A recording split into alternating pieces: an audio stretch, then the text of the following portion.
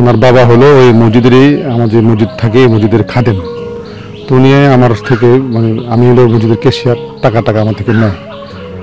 তো সেই হিসাবে উনি যে একটু ভুক্তভোগী, ছেলের প্রেশারে উনি যে ভুক্তভোগী এটা আমি জানি। তো ওনার বেটাকে একটা চাকরি নিয়ে দিয়েছিল কিছু টাকা দিয়া, ওই চাকরি থেকেও সে আসা পড়ছে জমি বিক্রি করে, অর্থাৎ নিজের যে থাকার জমি একবার রাস্তার পাশে জমি বিক্রি করে এখন ভিতরে জায়গা করছে।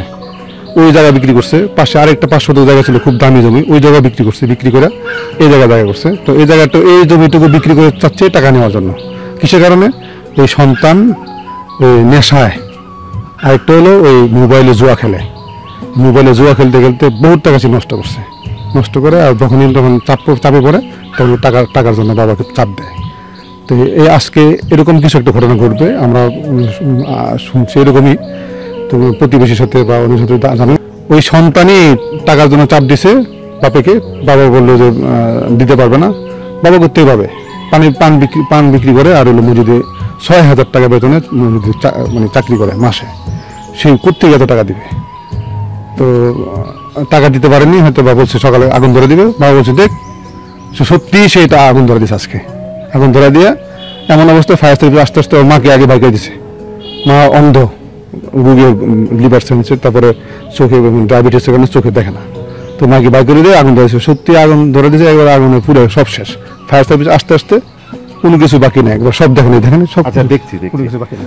সুপারের দাঁতা দিয়ে মারি আমার সব ফাটাই দিছে। আমি আগুন ধরে দিব বলে আমাকে হিন্দা থুজে আগুন ধরে দিছে। ছেলে যে খুব একটা ভালো তা না, ভালো হলে যে হ্যাঁ সে বড় মা আমি বাড়িতে আগুন দিব বইলে আমার মাইক ধরেন, তখন আমার মাইক ধরেছে আগুন দিতে যাচ্ছে। এই টাইমে আমরা আবার দৌড়ে গেলাম, যা দেখি যে আগুন জ্বলছে। এই পর্যন্ত গ্যাস লাইট ছিল আর হাতে, বিড়ি টিড়ি খায়। ঘরের ভিতরে ছিল না কি? ঘরের ভিতরে ছিল না কি সব পড়ছে বাবা। 3 ঘরের জিনিস এক ঘরে রাখেছে। এরাও নতুন বাড়ি করেছে কইরা এই 3 বাড়ির ঘরের জিনিস এক ঘরে রাখেছিল, সব পড়ে গেছে।